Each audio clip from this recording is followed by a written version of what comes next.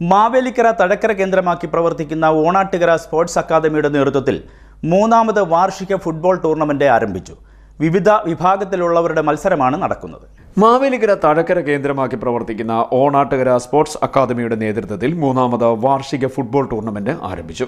13 വയസ്സിൽ താഴെ പ്രായം വരുന്ന വിഭാഗത്തിൽ ഡൈനാമോസ് FA ജേതാക്കളായി, ടൗൺ FA റണ്ണേഴ്സ് അപ്പായി. തുടർന്ന് നടന്ന 14 വയസ്സിൽ താഴെയുള്ളവരുടെ വിഭാഗത്തിൽ OFA വിജയികളായി. OSA രണ്ടാം സ്ഥാനവും നേടി.